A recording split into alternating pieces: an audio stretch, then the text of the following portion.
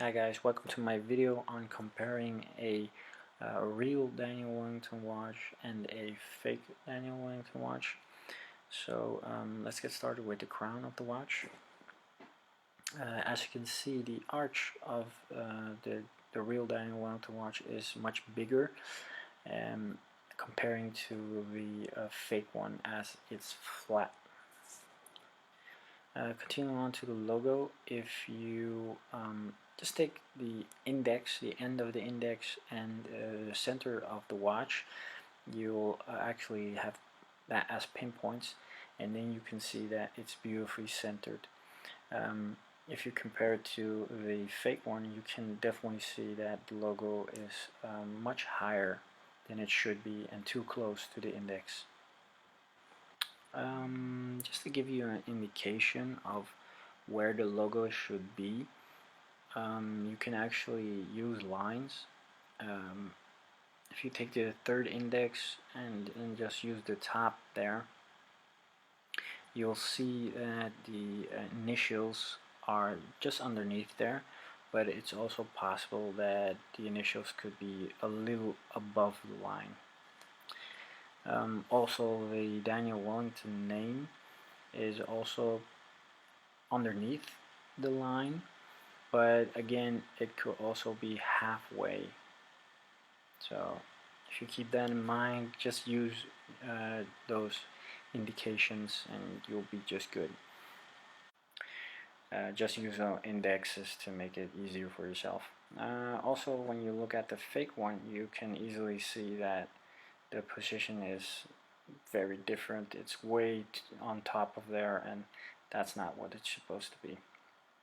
Continue on with the hands of the watches. Again, it's way too long and it's almost touching the index, so that's definitely a fake one then. Also, the short one shouldn't touch it, and if you look at the real one, it has a small gap, so that's also very important. The index of the real one is thin and long, as the fake one is, in this case, short but thin. Also, the bigger index in this case is short and thick, and the gap is too big.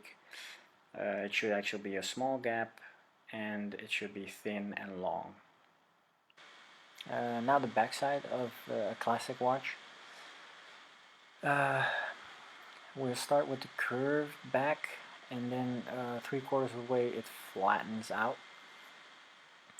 So that's also indication. The fake one curves, and then at the end, almost at the end, flattens out.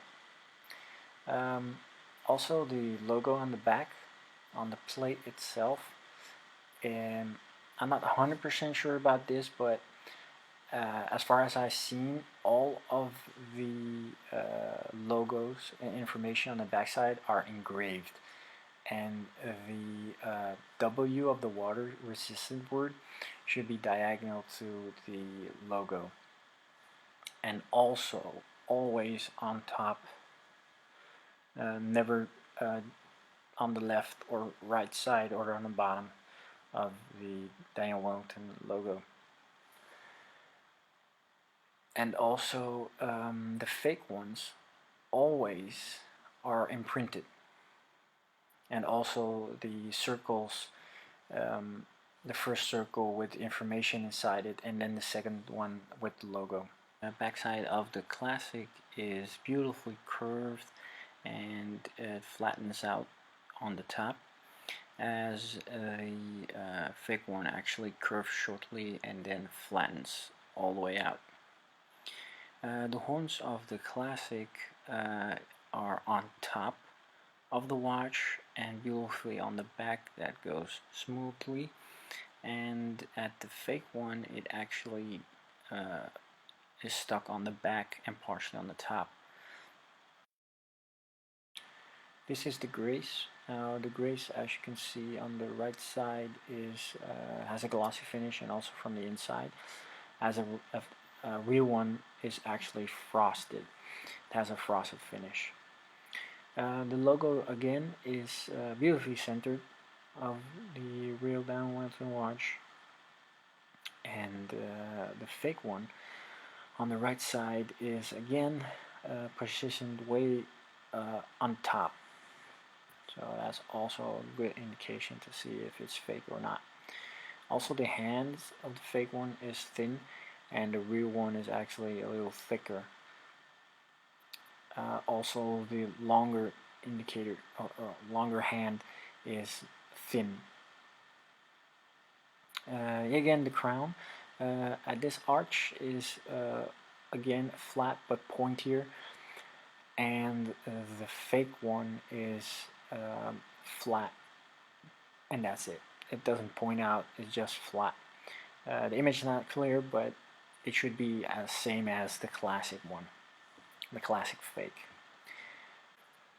Also, the straps are also easy to identify as real or fake. Is when a strap, especially the initials on the strap, are printed on there instead of engraved.